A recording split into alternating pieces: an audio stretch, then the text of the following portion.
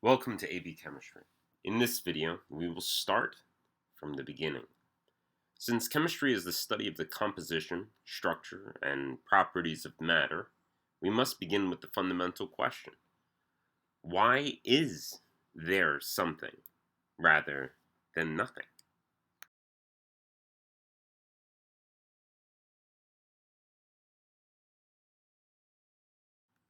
Before we are able to answer this question, we must explain what we do know. Recall that the speed of light is constant in a vacuum, that is, in the absence of any particles that may interact with it. Light, which includes all electromagnetic radiation, travels at a constant 2.9979 times 10 to the 8th meters per second. Therefore, we must note that the farther out into space that we look, the older the light that we are actually seeing, for it had to travel longer distances at a constant speed to get to us. In other words, the farther out into space that we actually look, the farther back into time we also see.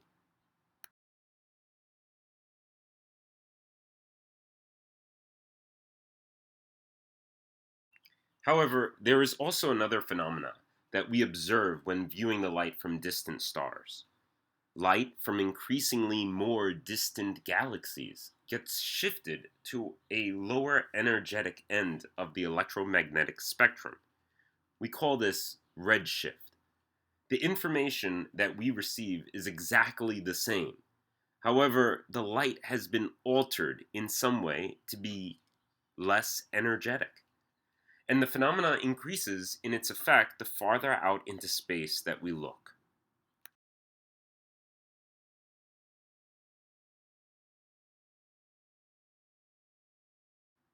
This is a key part of the evidence for explaining the expansion of the universe from its beginning. For through the model of an expanding universe, it is observed that since light is an electromagnetic wave, the larger the expansion that occurs over time in the universe, the more light's energy will decrease by virtue of its wavelength increasing in size due to space itself expanding. From this model, we are able to view the universe as how it would have begun back in time from a rapid expansion from a single point in space and time, an event that we now call the Big Bang.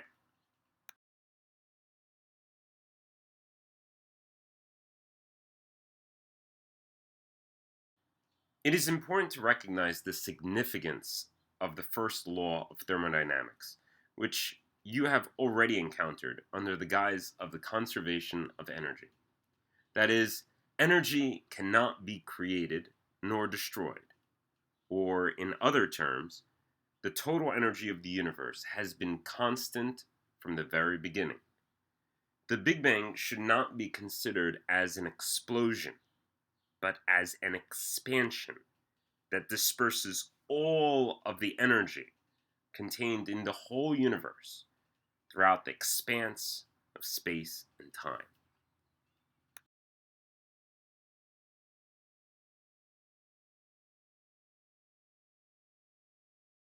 The conditions that last about 500,000 years after the Big Bang occurs is deeply relevant to our developing sense of energy, both potential and kinetic. During this time, stable atoms were impossible to exist. Only a sea of positively charged nuclei and freely moving negatively charged electrons, a state of matter which we call plasma, was possible. There was simply too much kinetic energy within the confines of the early universe. Therefore, electrons could not exist in a stable attraction around individual nuclei. Since a disturbance of any electric field generates an electromagnetic wave, i.e., light, and since all there were in this period were intensely energetically charged particles colliding with each other and disturbing each other's electrical fields, all there effectively was during this period of time was a pervasive plasma, a sea of light.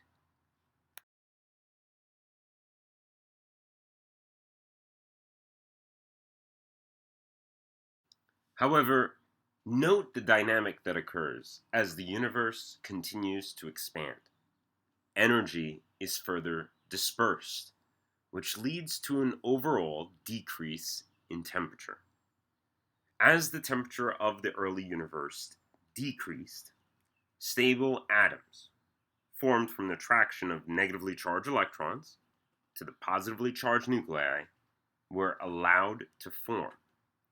Matter no longer existed as a plasma of charged particles, but as stable atoms in the gaseous state.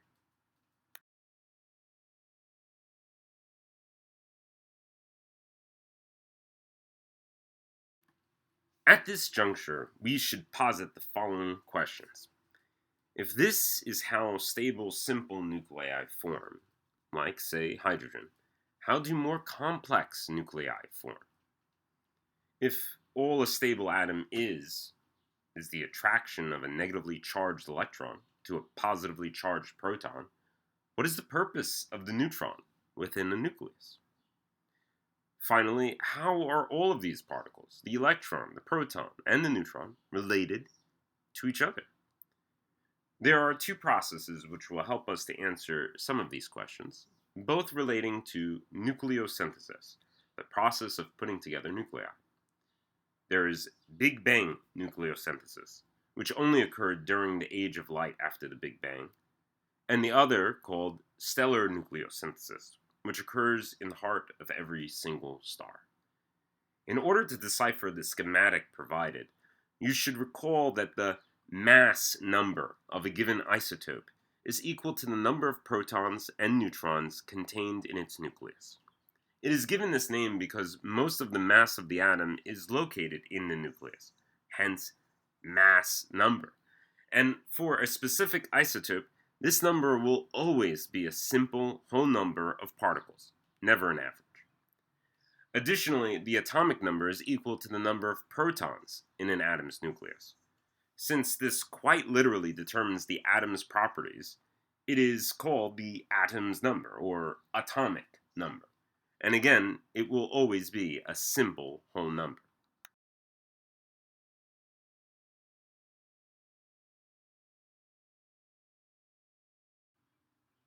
Now, the vast majority of the universe, both after Big Bang nucleosynthesis and up until the present time, is made of the simplest element on the periodic table, hydrogen.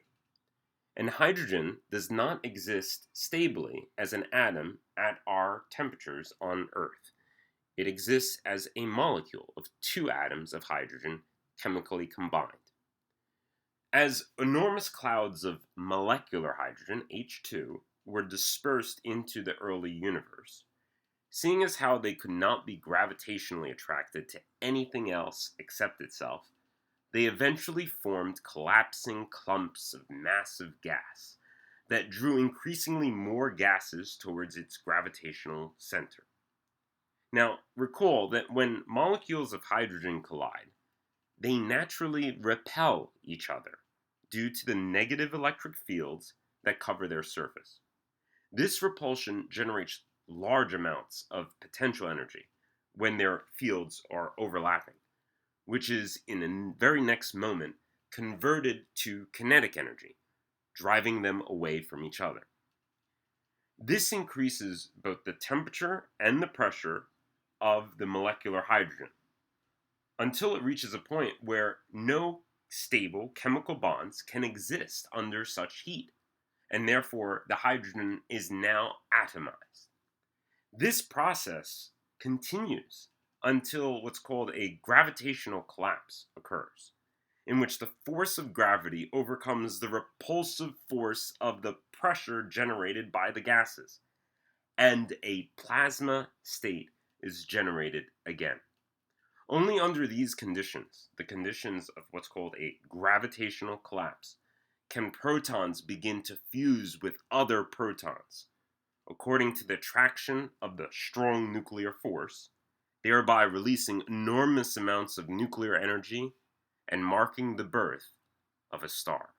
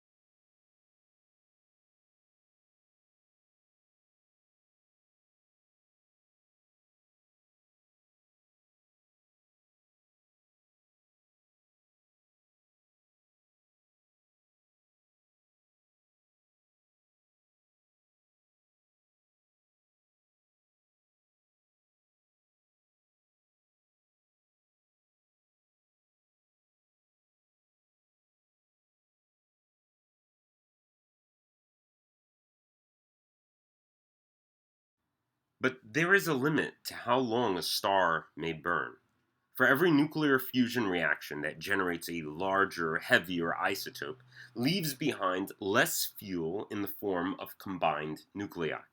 The heavier nuclei that are formed are drawn due to their density increasingly to the center of mass, where they may ignite again to build yet larger nuclei. But again, there are increasingly diminishing returns, as can be seen from the timescale. The death knell for a star is between the isotopes iron 56 to nickel 62. Beyond these, the star can no longer generate energy from the nuclear fusion reaction, and the star dies.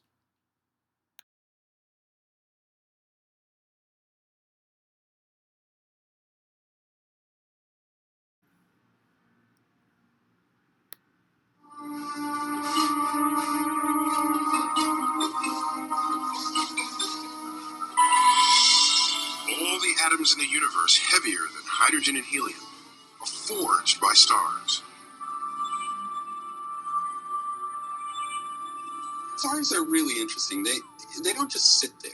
They don't because they last so much longer than we do. We think they're permanent. Stars are the ultimate alchemists. They turn light elements into heavier ones. They get the energy that they need to glow that way. A star begins its life made out of hydrogen and helium mostly. About 70% hydrogen, 28% helium in the case of the sun. In a star's core, the temperature and pressure are so high that hydrogen atoms fuse together to make helium. Hydrogen fusion releases prodigious amounts of energy, the heat and light of a star. That's the story for 90% of the life of a star, fusing hydrogen to make helium. But eventually, though, the star runs out of hydrogen and begins to fuse its stocks of helium, making yet heavier elements. And so the way it works, and it always works this way, is that it contracts and it gets hotter. And if it can find something new to burn, whether it's the kitchen sink or coal or whatever, it'll burn it. Helium is taken 3 at a time to make carbon. You can add one more helium to that carbon and make element number 8, oxygen. That's a tremendous step forward. You get carbon and nitrogen and oxygen made in stars. Now this is great because on the board we already have the principal elements of life. Organic chemistry is the chemistry of carbon. Carbon fuses next, and still heavier elements begin to form. Sulfur, argon, chlorine, Potassium, calcium, scandium. The pace of this gets faster and faster. Back in the middle, silicon is starting to burn at 3.5 billion degrees, stupendous temperature. It makes titanium, vanadium, chromium, manganese, cobalt, nickel, and iron. Iron is really the end of the road. It's sort of the nuclear turnip out of which you just cannot squeeze anymore. It's the end of the game. A star that has relied on fusion has come to the point where it has nothing more to spin. The star is suddenly caught in a disaster. There's radiation going out from the outside, but deep in the inside, there's no more fuel. Iron can't fuel the stellar furnace. And so, when a star builds up too much iron, it dies. The core collapses, it bounces, and it begins to move out, first slowly and then faster and faster. And that sends a very sharp wave back out through the star. And now what was falling down is going out, the whole thing's blowing up. And you've made a supernova. A supernova explosion can be as bright as 4 billion stars like the sun. A stupendous explosion. Such outrageous energies overcome the iron barrier, cooking atoms into all the rest of the elements on the periodic table. So starting down here, you can go copper, zinc, gallium, germanium, arsenic, zirconium, niobium, molybdenum, technetium, rhodium, ammonium, thorium, iodine, xenon, francium, barium, lanthanum, cerium, actinium, thorium, protactinium, uranium. Done. That's enough elements.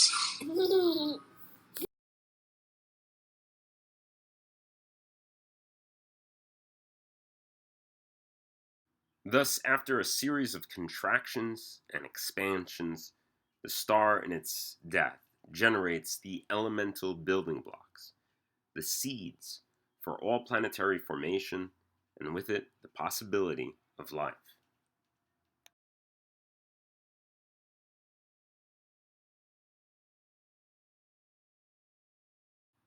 As these large planetoids are dispersed into space, they are gravitationally drawn to other stars, and solar systems develop.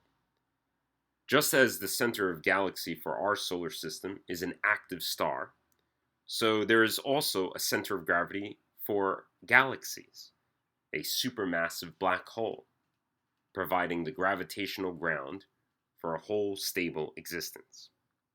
Although this seems somewhat removed from chemistry, this narrative we will actually draw upon further in the course when we discuss thermodynamics.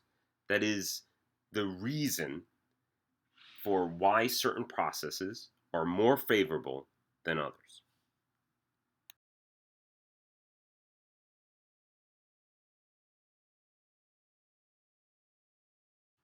There are therefore two ways that energy can be derived from a nuclear reaction: nuclear fusion, in which smaller nuclei are brought together, and nuclear fission, in which larger nuclei are broken apart.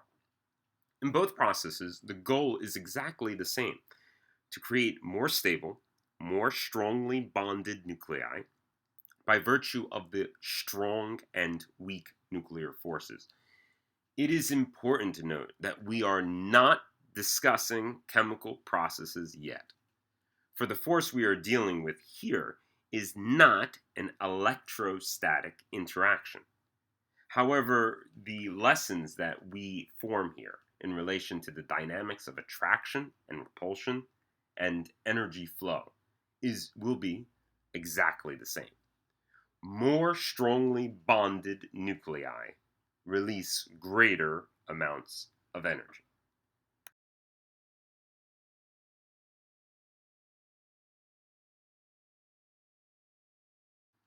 It is here that we see that as larger nuclei form in nature, there is an ideal neutron to proton ratio for the stability of the nucleus. Recall that like charges repel, and in the case of protons concentrated in the nucleus, the strong nuclear force that occurs between neutrons and protons must actually overcome the like positive charges that would repel each other. It is no coincidence that the larger nuclei become, the higher the number of neutrons are needed for a stable nucleus. If the ratio is not ideal, the weak nuclear force is able to transform a proton into a neutron, or a neutron into a proton, and generate a related particle decay. The following slides will show an example uranium-238 decay chain, simulations for both alpha and beta particle decay, as well as to show a simulation of how a nuclear fission reactor would in principle work.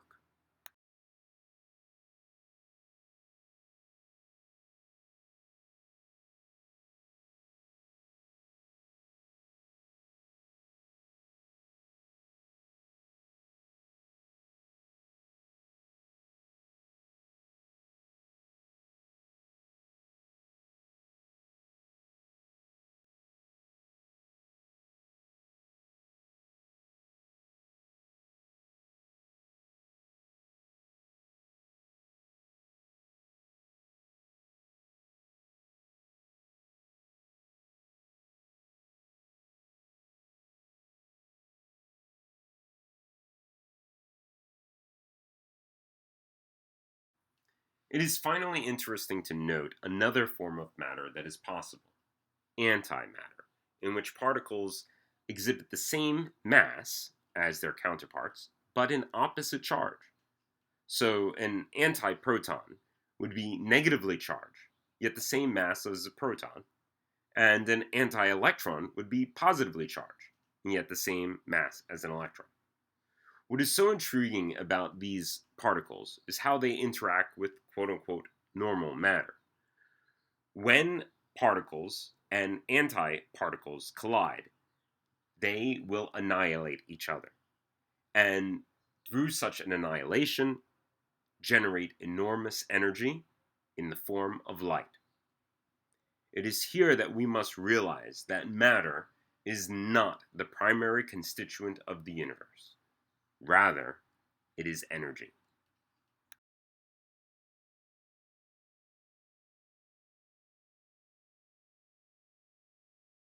Let us now finally transition to the calculation portion of this unit.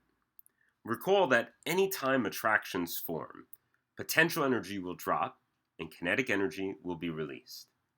This takeaway is completely universal. The question that we must address now concerns the sources of all of this nuclear energy released during a nuclear reaction. During class, we will calculate the nuclear binding energy. This is different from electron binding energy. We must make sure that we keep those two terms clear and separate.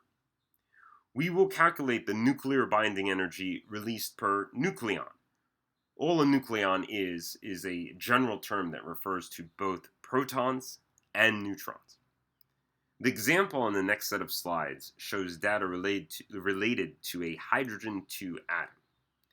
You will notice that the whole atom is definitely not the sum of its parts.